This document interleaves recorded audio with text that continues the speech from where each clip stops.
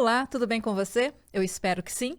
Estamos começando mais uma edição especial do Conecta Terceiro Setor, um espaço de compartilhamento de informação, onde a gente informa educando e educa informando. E esse espaço a gente aprende muito com os nossos convidados. E hoje nós temos uma entrevista especial com o Dr. Igor Ferrer, diretamente de Brasília. Ele vai nos falar quais as novidades do decreto 8726 e quais os impactos que esse decreto causa nas organizações da sociedade civil. Bom, em primeiro lugar, doutor Igor, muito obrigada pela sua presença, pelo seu tempo e generosidade de compartilhar o seu conhecimento com a gente. E eu já te peço para que você se apresente ao nosso público. Meu nome é Igor Ribeiro Ferrer, sou de Ipatinga, Minas Gerais, sou advogado e hoje estou como diretor de parcerias com a sociedade civil aqui na Secretaria-Geral da Presidência da República. Antes de vir para cá, eu estava trabalhando na Caritas Brasileira como assessor de incidência política e representava a Caritas na plataforma Miroski, que é essa articulação de mais de 2.500 organizações da sociedade civil que trabalham o fortalecimento das organizações da sociedade civil, das OSCs, e também da própria regulamentação de todo esse setor. Anteriormente, também trabalhei com direitos humanos, civis, sociais, econômicos, na Comissão Interamericana de Direitos Humanos e no Alto Comissariado das Nações Unidas para Direitos Humanos. Igor, você pode nos dar um panorama, um cenário de como estão as políticas públicas entre o governo e as organizações do terceiro setor? Então, Débora, para o governo federal, a gente tem essa clara compreensão de que hoje ou a entrega da política pública, dos serviços públicos de uma maneira geral, não seriam a mesma coisa se a gente não tivesse o apoio, se a gente não fizesse com as organizações.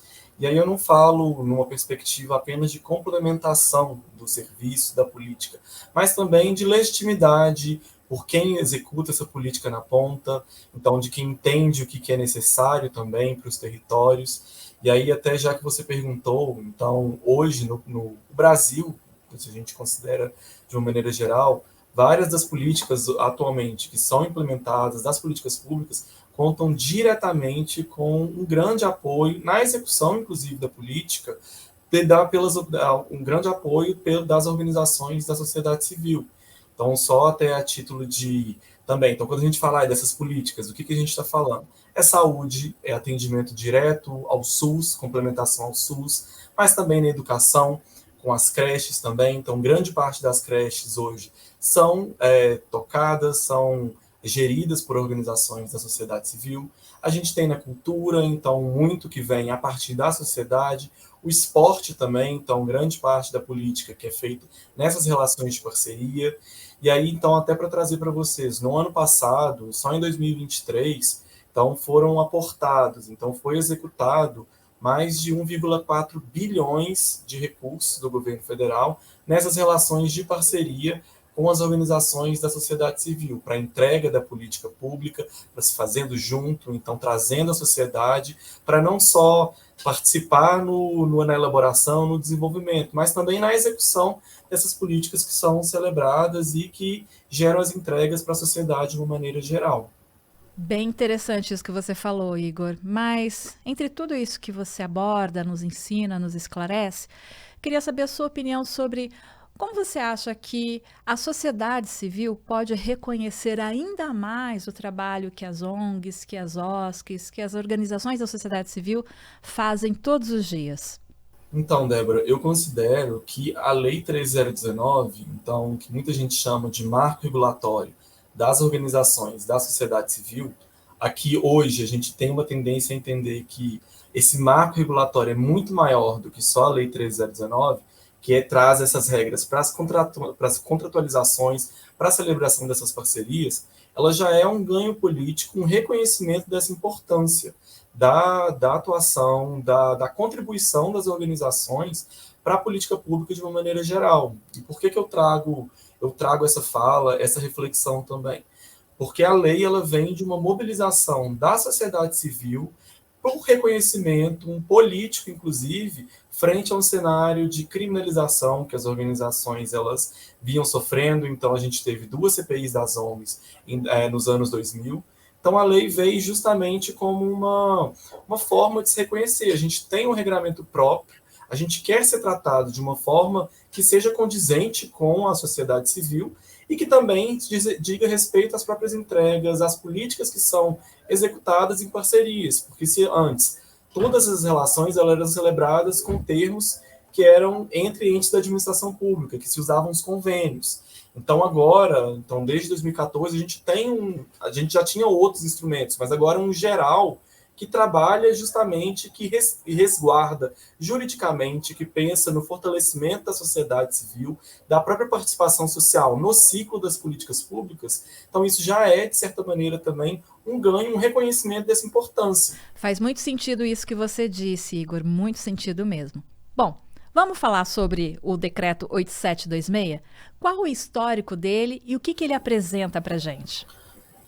Então, para responder essa pergunta, Débora, acho importante a gente fazer um resgate também de por que a gente, enquanto governo federal, nós passamos um ano discutindo justamente para poder fazer alterações nesse decreto nas regras das parcerias entre as organizações e a sociedade civil. Não, e entre as organizações e a administração pública federal. Então, quando eu falo parcerias, então, o que eu estou dizendo também? É importante a gente trazer para cá, então, justamente quando a administração pública vai fazer essa política pública numa relação de parceria, junto com uma organização da sociedade civil. E aí a gente tem a Lei 3019, que traz as regras dessa contratualização, e temos o Decreto 8726, que é de 2016, que traz, então, um detalhamento de procedimentos, da regulamentação mesmo, para facilitar e para dar esse apoio aos ministérios de procedimentos que foram mais amplos, mais genéricos na Lei 3019. E aí, então, essa lei, o decreto, ele é de 2016. Igor, conta pra gente, então, a partir desse histórico, o que o decreto, quais são os principais destaques dele e como que ele vai impactar no dia a dia das organizações da sociedade civil? Para mim, ele retoma o que a gente chama do espírito da lei 3019. Que quando eu falo do espírito da lei, o que seria isso? Seria justamente o foco nas relações de parceria. Então, é a ótica de que a organização e o Estado e a administração pública, elas são parceiras daquele bem comum, elas não têm interesses divergentes, elas querem que aquilo ali aconteça, e aquilo ali é tanto da organização quanto da administração pública. E aí, quando a gente vê, então, ao longo do tempo e com a implementação, esse espírito de parceria, ele foi se perdendo ao longo do tempo, seja pela própria regulamentação ou pelos entraves burocráticos que foram acontecendo. E aí, então, com essas alterações do decreto, a gente buscou reforçar esse espírito de parceria. Então, com segurança jurídica, tanto para as organizações quanto para a administração pública federal, mas no sentido da gente dar mais foco no resultado. Então, pensando na simplificação de processos, então analisando isso até a partir de uma ótica do próprio serviço público, de como que a gente pode dar mais fluidez com segurança jurídica, de acordo com controle e transparência também, para essas relações de parceria. Então, uma dos grandes ganhos que a gente conseguiu com essa alteração é justamente relacionado à prestação de contas. Então, ao processo de monitoramento de uma maneira geral, que a gente conseguiu dar um foco maior no processo de monitoramento, no detalhamento do que precisa ter, um relatório de monitoramento e avaliação, que antes tudo isso estava muito mais dentro de uma ótica da prestação de contas. A gente, então, como a gente tem um sistema no governo federal, que é o TransfereGov, que faz a gestão das parcerias, todos os dados financeiros eles já são inseridos na plataforma. Só que ainda assim a gente tem práticas do próprio governo federal, inclusive, de se exigir relatórios financeiros das organizações. Mas se todos os dados já estão no sistema, então o que a gente mudou ali nessa ótica da prestação de contas também? Então agora, a administração pública, o gestor, ele não deve exigir mais, nos casos que estão previstos na lei e no decreto, a apresentação de um relatório financeiro. Nos casos, então, que ele encontre irregularidade, ele vai extrair do sistema um relatório com os financeiros, que é a organização de todos os dados, de tudo que a organização já inseriu no sistema. Então, a gente tira vamos dizer assim, como se fosse um relatório, uma apresentação, a necessidade de apresentação de um relatório financeiro por parte da organização, entendendo que tudo isso já está no sistema. Quando a gente, então, falava de aumentar a eficiência na própria gestão do recurso público, então tem um ponto também que eu acho super importante que nós conseguimos com essa alteração, que é em relação à titularidade dos bens ao final da parceria. Então, que a gente fala dos bens remanescentes. Então, antes dessa alteração do decreto, os bens eles eram da administração pública, e aí, então, ela tinha o dever de retirar esses bens depois do final da parceria. E aí, na prática, o que a gente via acontecer? Então, às vezes era um barco, então vamos dizer assim, no interior do Acre, do Amazonas, e aí que a administração ela não tinha nem condição de fazer a retirada desse bem desse local e entendendo que esse bem poderia ser útil para a própria continuidade da política que estava sendo entregue, das ações após o final da parceria, inclusive. E aí agora, então, a gente já traz que os bens que foram adquiridos durante a parceria, eles vão ser de titularidade da própria organização. Então, o bem terminou a parceria, continua com a organização, e aí, caso seja do interesse que aquele bem ele retorne para a administração pública, isso vai precisar constar no contrato no momento da celebração da parceria. Então, agora, a titularidade desse bem por parte da administração pública, ela se torna exceção. E aí ela precisa ser dita quando vai ser de interesse da administração pública ter a retomada desses bens para ela, então com prazos também para que ela possa fazer o retorno, então que ela possa pegar esses bens e recuperar esses bens para que estejam em sua posse. A gente tem também, então, quando a gente fala de dar mais fluidez a essa relação de parceria, então algo também que tanto as organizações quanto os gestores públicos reclamavam era justamente nas alterações do plano. Então, se a gente está fazendo uma política, a gente sabe que o plano ele é algo fluido também, de certa maneira. Então, nós tentamos garantir certa flexibilidade no que está sendo apresentado e quando que também se necessita de alguma alteração no plano de trabalho, quando a organização também ela avisa para a administração pública. Então, a gente colocou no decreto que no limite de até 10% de alterações no valor que está previsto no plano de trabalho, ela então só deve comunicar posteriormente ao gestor público para que então faça ali o processo de apostilamento, porque antes então tudo precisava de uma autorização prévia. Então vamos dizer na prática, vai comprar um computador, então aí comprou e sobrou, vamos dizer, 300, 400 reais, então um valor mínimo ali que seja. Para que ela pudesse utilizar esse valor numa outra linha, numa outra rubrica, ela precisava da autorização da administração. Então, agora, a gente garante que ela já faça isso de ofício e ela só informe posteriormente, desde que esteja no limite ali de um pequeno ajuste de até 10% do valor global. Vou olhar minha colinha agora aqui também.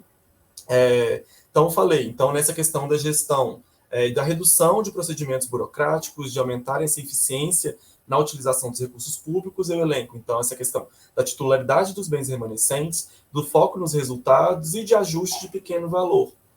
Mas também, algo que a gente tem buscado fazer e estimular também, então, muitas dessas alterações, elas são, vamos dizer, de certa maneira, para que a gente possa também dar servir de exemplo para municípios, para estados em seus procedimentos. No governo federal, a gente já tem a utilização de minutas, de modelos que são elaborados pela Advocacia Geral da União. Então, a gente quer também que estados, municípios possam também ver isso como uma boa prática e utilizarem, padronizarem também as formas que eles fazem seus chamamentos públicos, as minutas que têm de editais de fomento, de termos de fomento, de colaboração, as próprias portarias também, então seja de instalação de comissão de seleção, de monitoramento, os formatos de relatórios. A gente quer dar uma uniformizada em como a própria administração pública gere e lida nas suas relações de parceria com a sociedade civil, independente se é o Ministério X ou o Ministério Y.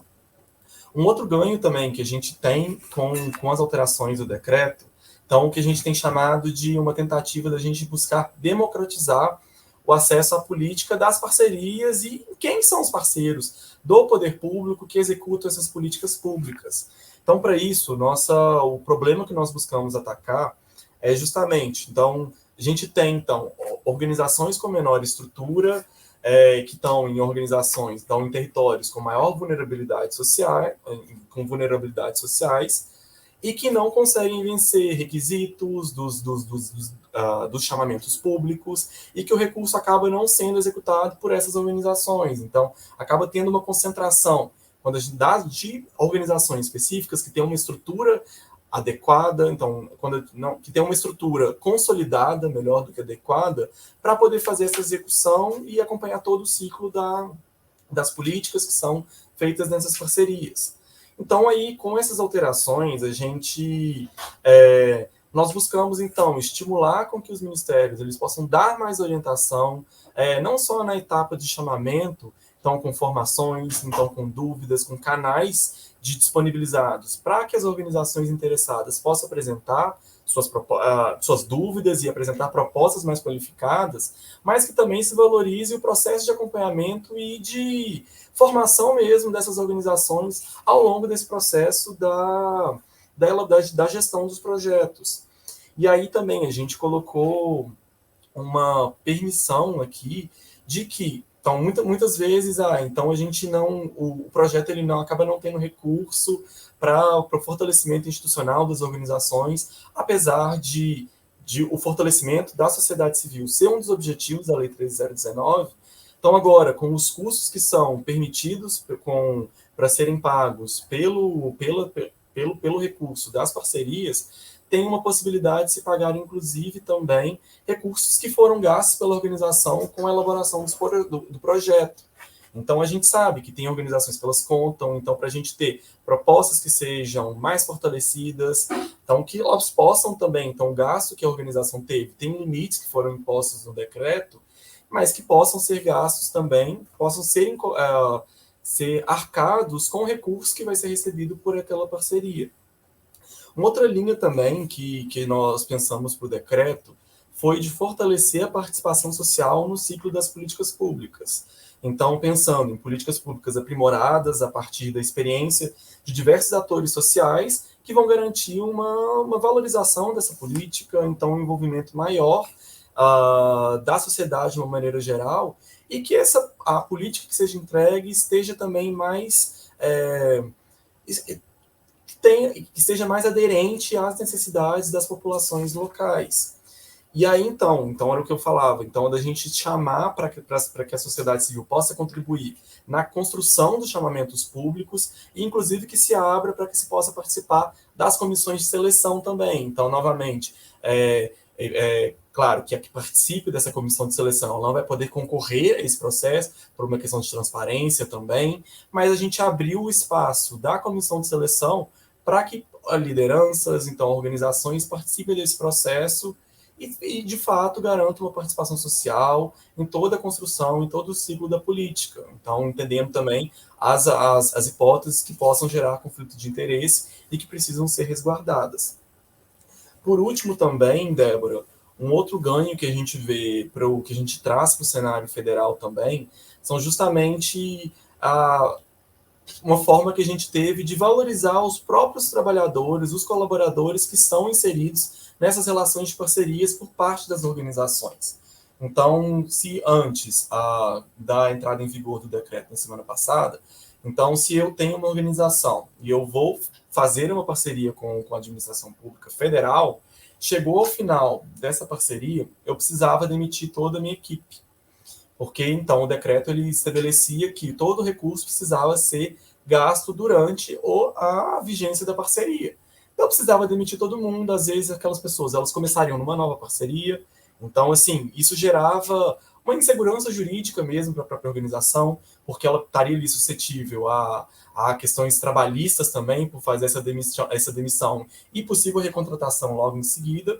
E aí é uma alteração que a gente traz que já é implementada. A gente tem várias experiências, como do governo do Distrito Federal, no Distrito Federal, no próprio município de Belo Horizonte também, isso já é implementado, de garantir que, ainda que a parceria ela tenha terminado, então aquele recurso que foi, claro, que se ele consta no plano de trabalho daquela relação, daquela parceria, ele pode ser resguardado e provisionado numa outra conta da organização, se ela entender que aquele trabalhador, que ela quer continuar com aquele vínculo de trabalho. Então ela guarda, ela retira aquele valor da conta da parceria, coloca em outra conta, e aí quando ela fizer a rescisão do trabalhador, ela, então, utiliza aqueles recursos para fazer esses pagamentos. E aí a gente garante, fortalece as próprias relações de trabalho mesmo que as parceiras nossas da administração pública tenham ao longo das parcerias.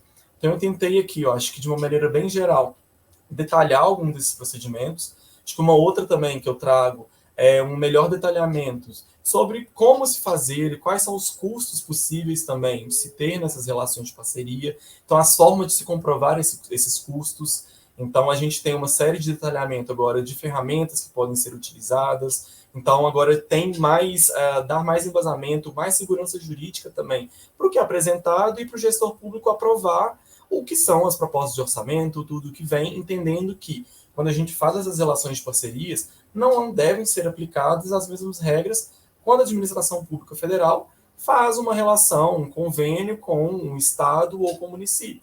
Então, a gente fortalece as regras que são para essas relações de parceria entre a administração pública federal com as organizações da sociedade civil, fortalecendo a própria entrega da política pública para a população de uma maneira geral. Eu tenho mais uma dúvida para falar sobre o decreto, Igor, é com relação às certificações e ao tempo de existência das organizações. O que você pode dizer para a gente sobre isso? Em relação à certificação, então, a própria Lei 13.019 já trazia essa proibição mesmo de se exigir certificações, seja para o CIP, seja para SEBAS, como um critério, um requisito para se celebrar nas parcerias. Então, isso não é algo novo, então não é uma inovação que vem agora, mas quando a gente tinha no decreto, a gente tinha, então não pode se ter, mas isso dependeria de regulamentação. Então, no caso de uma regulamentação setorial, poderia-se ter alguma exigência específica. Então, o que a gente traz de inovação agora? Nós cortamos essa possibilidade de uma regulamentação setorial trazer essa exigência de certificação. Então, agora, de uma forma mais fortalecida, não se pode cobrar, exigir que se tenham qualquer tipo de certificação para se fazer essa parceria com o governo federal. Em relação ao ponto da experiência prévia, também, então, nós no decreto, nós detalhamos mais o que poderia ser comprovado como experiência prévia das organizações. E aí também fazendo questão de diferenciar o que é uma capacidade comprovada para execução do que seria a experiência prévia, porque às vezes a capacidade instalada da organização, ela não tem que se confundir com a experiência prévia. Às vezes eu tenho uma experiência na gestão de projetos semelhantes àquele que está colocado no chamamento, mas eu preciso que minha proposta seja aprovada para que eu tenha a capacidade técnica de fazer e executar essa parceria.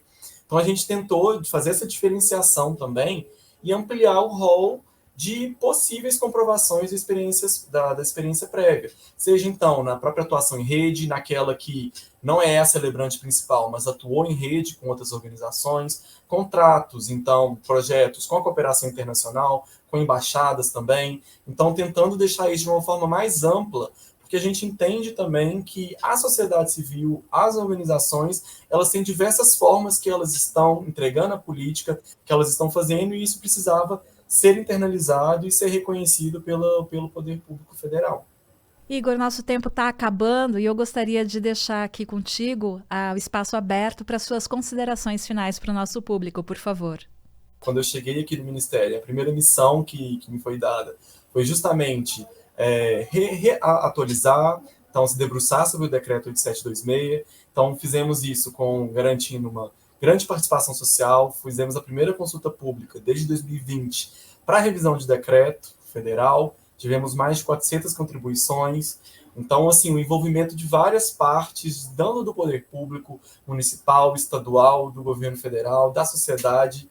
Então, para a gente foi uma grande entrega e agora fica esse desafio também, então, para frente, de como a gente, então, traz as organizações, traz o próprio poder público, para retomarmos sobre o grande desafio que nós temos, que é a mudança da cultura, do gestor público, no caso, de se debruçar sobre essas relações de parceria, e ele entender que ele não deve tratar essa relação da mesma forma que ele trata uma relação da administração pública com outro ente da administração pública.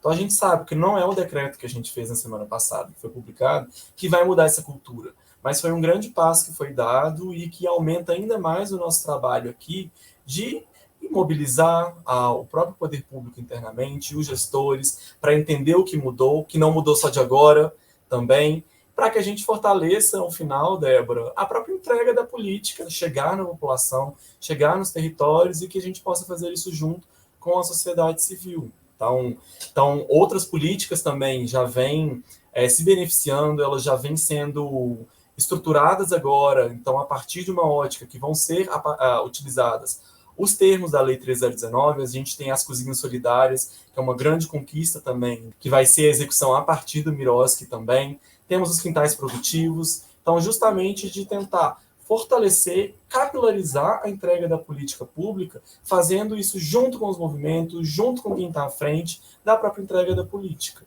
Então, para a gente é uma grande celebração e, ao mesmo tempo, uma nova porta que se abre para a gente agora dar seguimento com o processo de formação, com o manual Miroski, que nós temos feito também, para detalhar e fortalecer ainda mais essas relações de parceria. Eu que agradeço o convite, Débora, também aqui em nome da Diretoria de Parcerias, da Secretaria-Geral também, e nós estamos aqui sempre disponíveis para o diálogo, então, para a gente trazer esses novos conteúdos também para vocês, e discutir e pensar nesse aprimoramento mesmo da regulamentação para a sociedade civil organizada. Então, estamos aqui disponível para quando vocês precisarem também, retomamos e espero que presencialmente da próxima vez em São Paulo.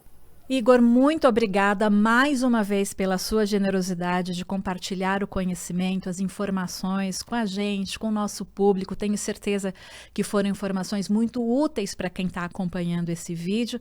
Obrigada mesmo, mais uma vez de coração.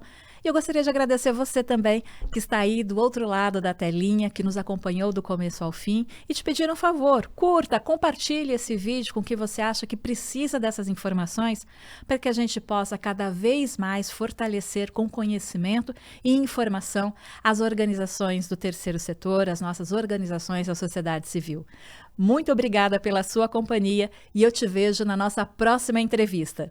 Até lá!